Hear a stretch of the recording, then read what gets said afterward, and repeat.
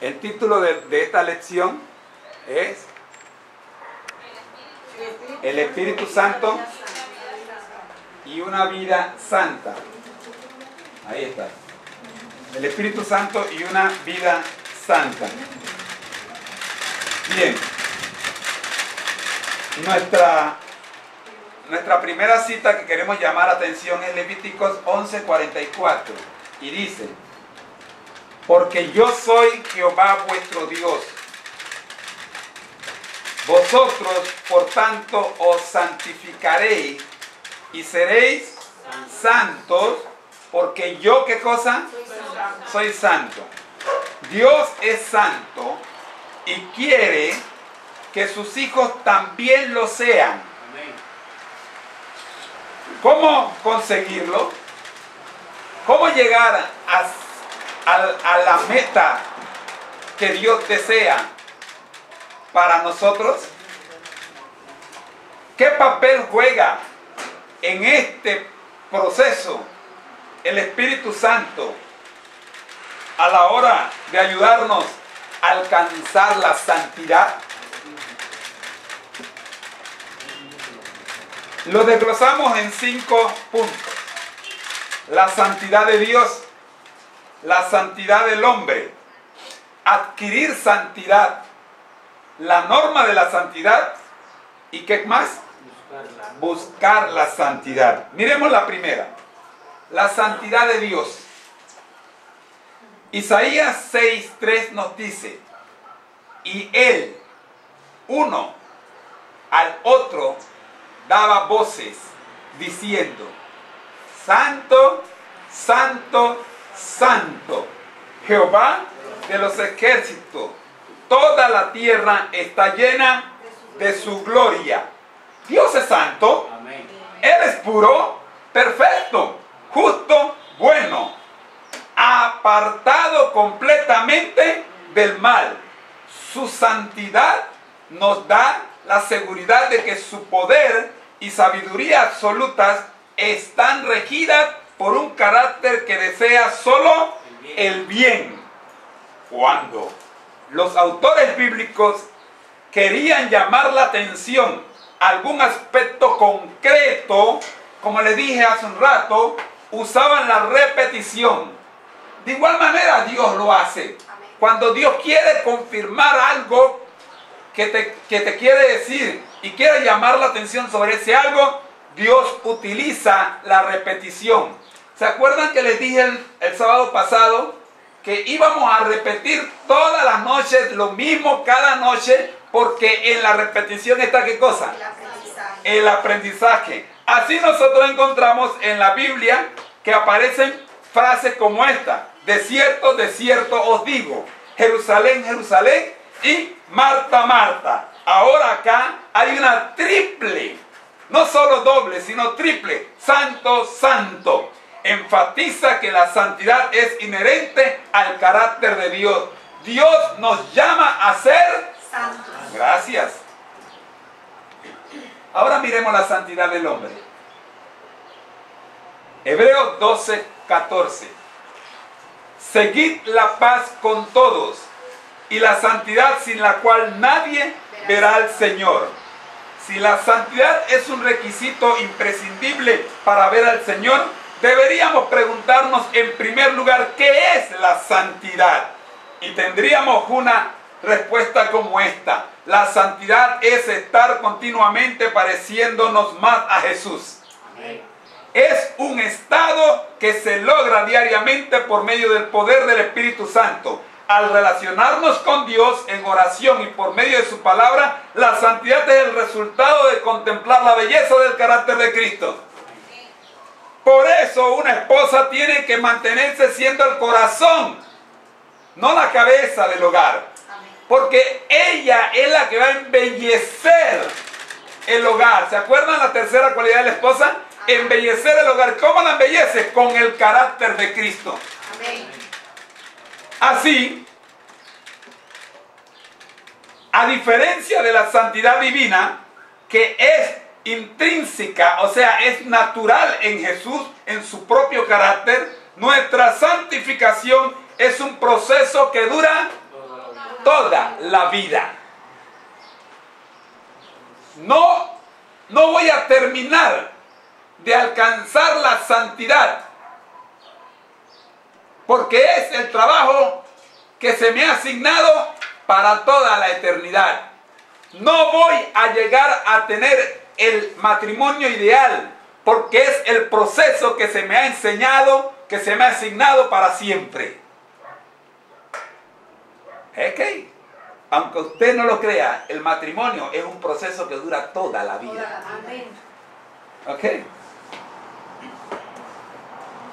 Adquirir santidad.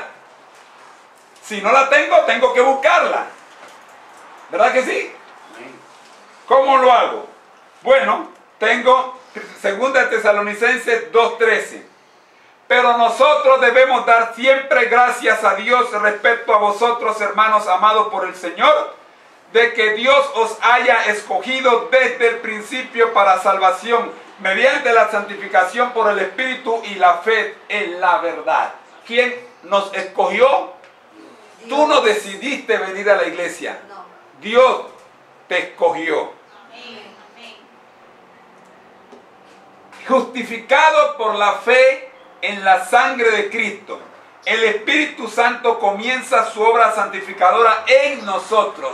No yo, la inicia el Espíritu Santo. Somos transformados de gloria en gloria en la misma imagen como por el Espíritu del Señor. Somos transformados state by state, paso a paso. Un hijo no se va a hacer santo de la noche a la mañana. Le tomó 15 años ser el pequeño demonio que es. Le va a tomar unos 30 años. ¿Ve? Dejar de ser lo que es. Porque el proceso de limpieza toma más tiempo. ¿Yo? No le pida a su prójimo lo que usted no es. Pero ayúdelo a alcanzarlo. Y se ayudará a usted mismo a lograrlo también. Amén. Amén. La santidad crea en nosotros un conflicto con nuestra naturaleza pecaminosa. ¿Por qué? Porque nuestra tendencia es a lo malo. Pecado. ¿Ok? ¿Cómo podemos andar en el Espíritu y no satisfacer nuestros propios deseos pecaminosos? Nuestra vista no debe fijarse en nosotros, sino en Jesús, el autor y consumador de la fe. Al contemplar a Jesús encontraremos fortaleza para vivir victoriosamente. Yo no debo fijarme, no debo tratar de alejarme, o no debo tratar de luchar por no pecar.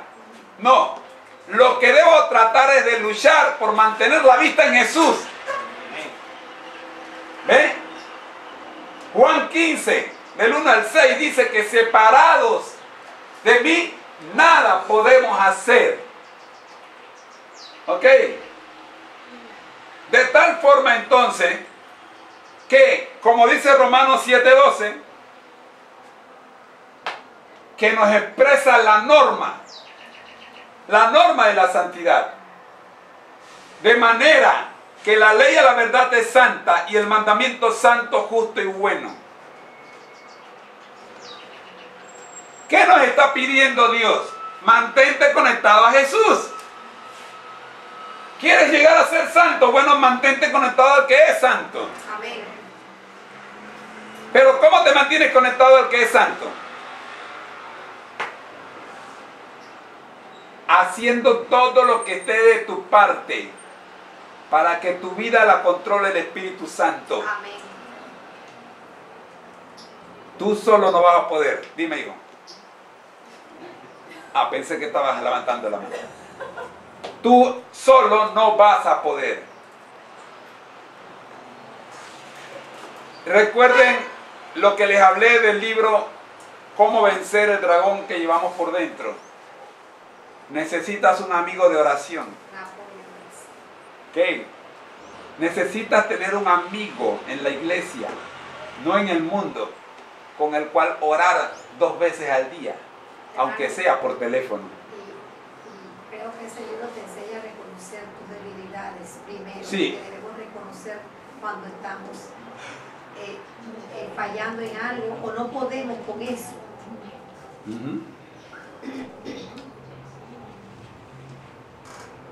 El llegar a ser santo parte de allí, hermano. Durante este trimestre hemos venido viendo, ¿sí? Durante este trimestre hemos venido viendo que el Espíritu Santo es el que convence de toda verdad. ¿Quién me convence a mí de que yo soy un adicto? Por ejemplo, al billar. ¿Quién me convenció de que yo era un adicto al billar? No fui yo. Fue el Espíritu Santo. ¿Pero qué usó el Espíritu Santo para convencerme? Circunstancias negativas. Circunstancias negativas. Problemas de todo índole. Problemas en el matrimonio, problemas en el trabajo, problemas en la escuela, problemas allá, problemas acá. Problemas por todos lados. ¿Por qué? Porque mi vida estaba enfocada en el billar. Entonces el Espíritu Santo, para convencerme de mi situación, permite que mis tendencias me controlen y me dejan. Pero no me dejó a la libre. Me dejó como el hijo pródigo. ¿Se acuerdan del hijo pródigo? Hola. Fíjense, hola. ¿Okay? Cuando el Espíritu Santo dejó en libertad al hijo pródigo, ¿qué pasó?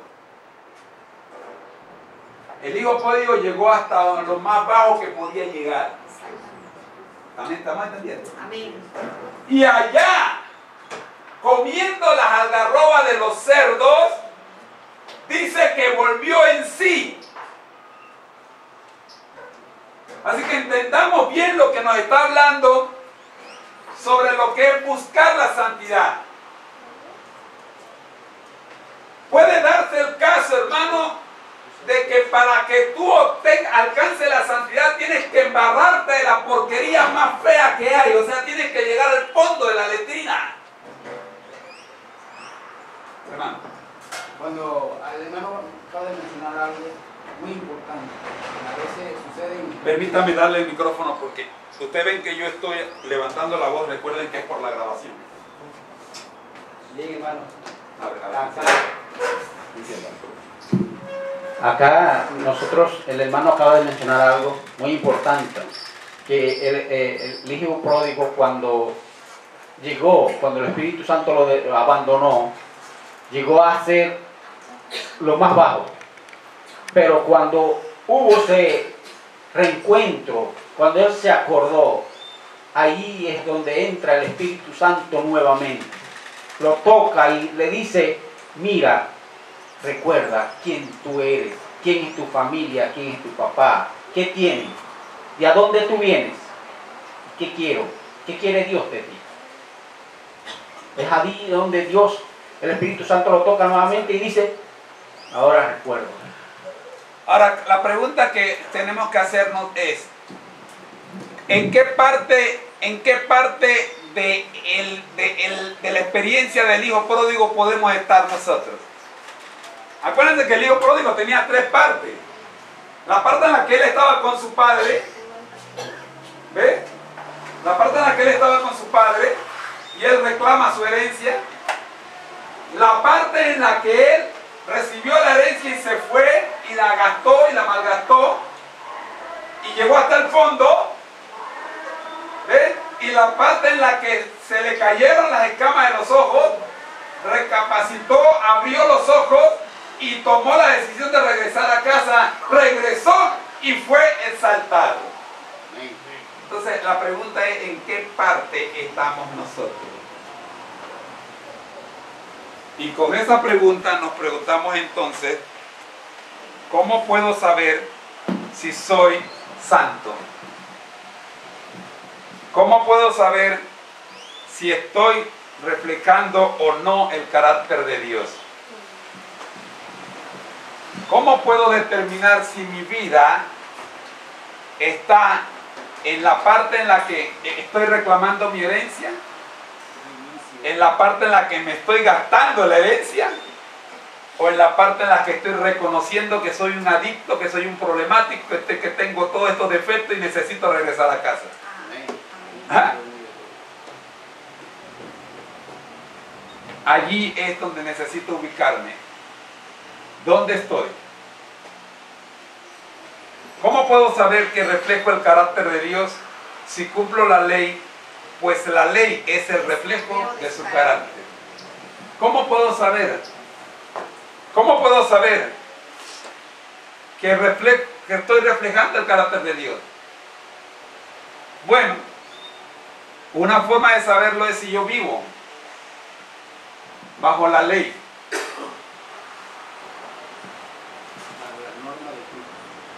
Y mire que digo vivo bajo la ley. ¿Y por qué digo vivo bajo la ley? Porque para vivir bajo la ley hay que vivir bajo la gracia. Yo no sé cómo hay gente que puede vivir bajo la gracia sin la ley. No entiendo esa parte. No la entiendo. Porque la gracia solo salva al que ha aprendido a vivir bajo las normas de Dios. Amén. La gracia no puede salvar al que no reconoce su condición. Aún el ladrón en la cruz reconoció su condición y encontró la forma de meterse bajo la gracia. Amén. ¿Cuándo se metió bajo la gracia? Cuando reconoció que había andado mal. Ah, gloria a Dios. Cuando reconoció que necesitaba la ley de Dios. ¿Y cuándo lo hizo? Cuando le dijo al compañero, tú y yo tenemos razones suficientes para estar aquí, pero él no. Nosotros violamos la ley. Y entonces le dijo a Jesús la gran frase que ha llevado a tanto enredo en la vida cristiana, en las normas cristianas de la gente.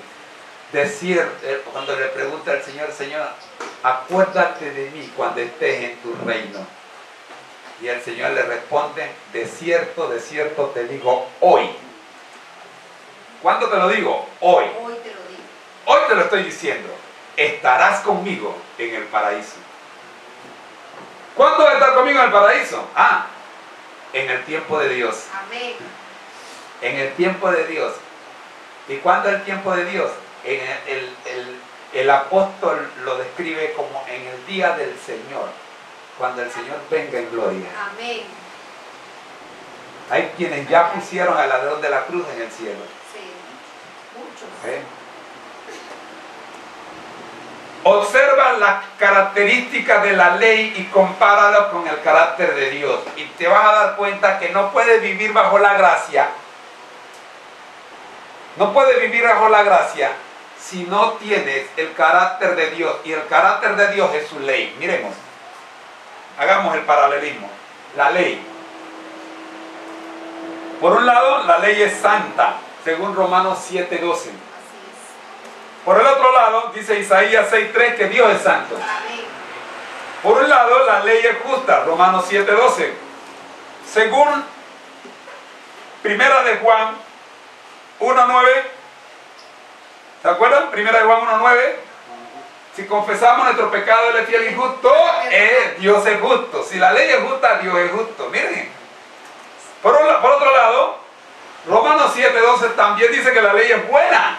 La ley es buena y es santa. Pero Salmo 25:8 dice que Dios es bueno. Amén. Por un lado, dice Romanos 13:10 que la ley es amor.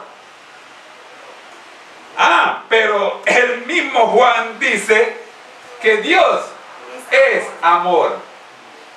Entonces, Ahora, mis hermanos, mi pregunta es,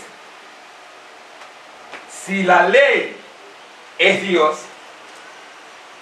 ¿cómo puedo descartar la ley para decir que vivo bajo la gracia de Dios? No puedo, no podemos. no hay posibilidad. No. Salvo que yo no viva bajo la gracia del Dios verdadero.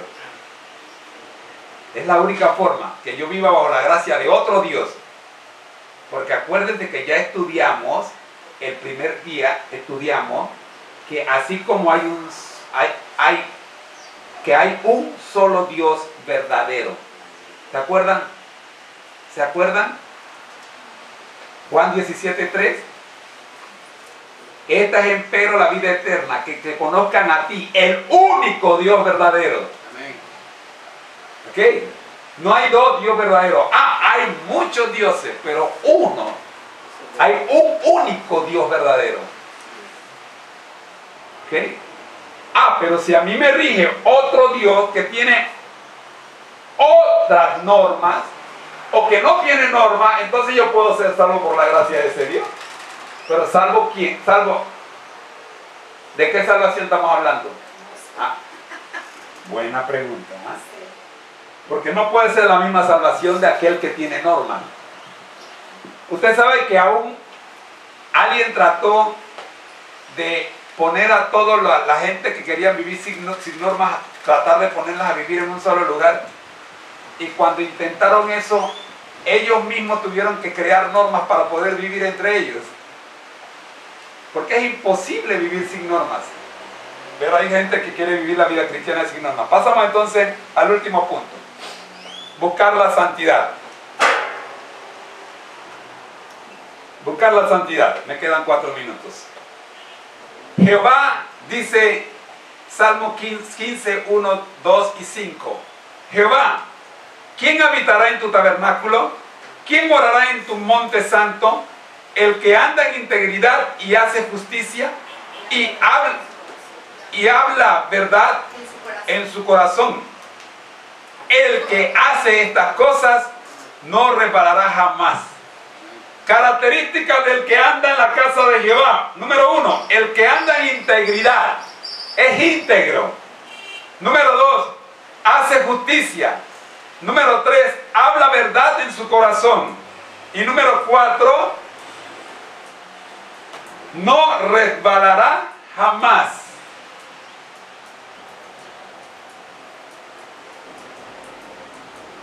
Tremendo. Hay hermanos que andan todos los días cayendo y no terminan de caer. Todos los días caen en el mismo hueco. Es como el conductor que sabe que ahí está el hueco, pero él pasa por encima. ¿Ok? Vivir una vida santa es el fruto de un carácter transformado por el Espíritu Santo. Gálatas 5:22. ¿Cómo actúa el Espíritu Santo para conseguir esta transformación?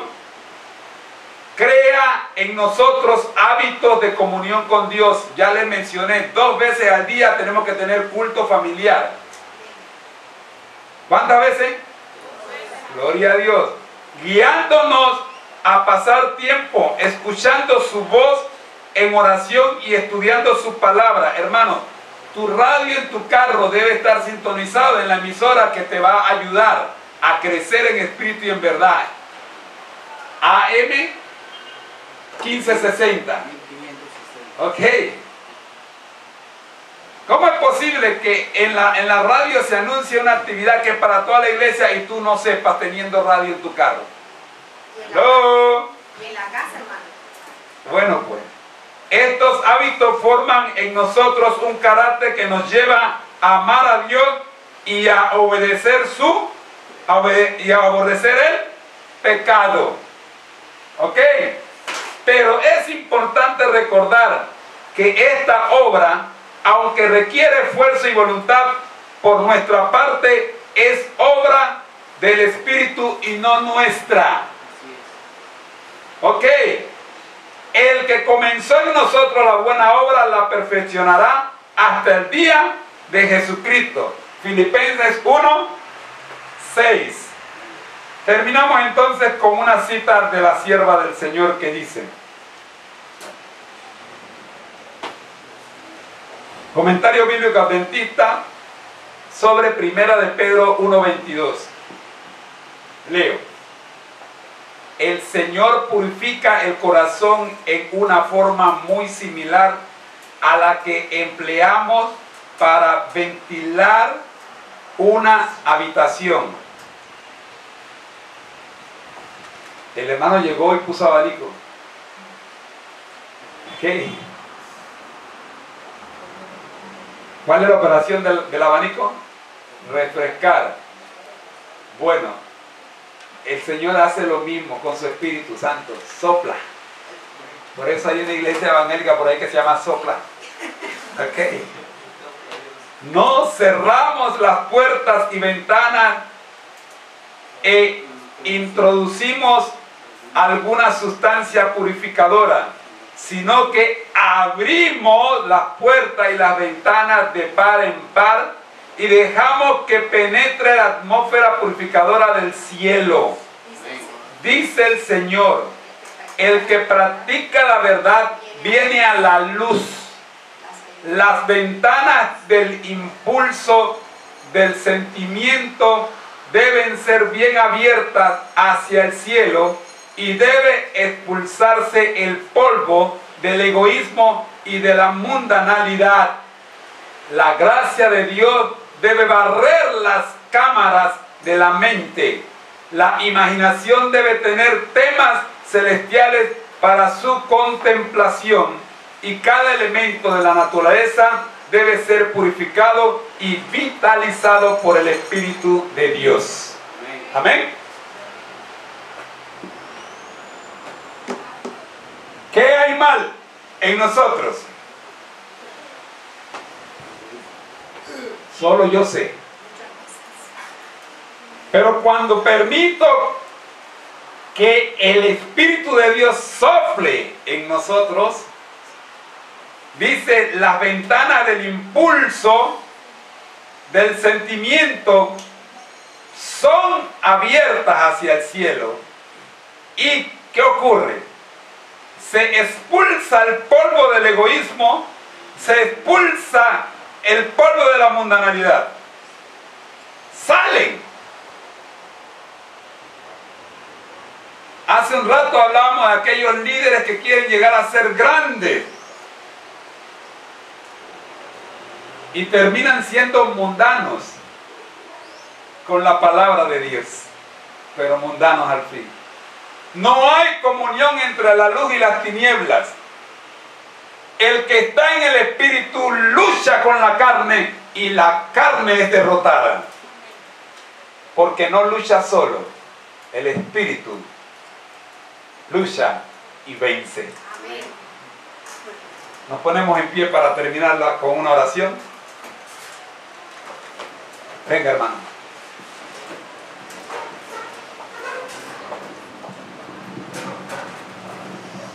Oremos, hermanos. Cariñoso y buen Padre que estás en la altura de los cielos, te agradecemos por la oportunidad que nos das de estar en este momento, en este lugar y en tu compañía, Señor. Amén. Amén. Te pedimos, oh Dios, que al seguir los programas que vienen, oh Dios, sean aprobados por usted y solo sea para honra y gloria suya.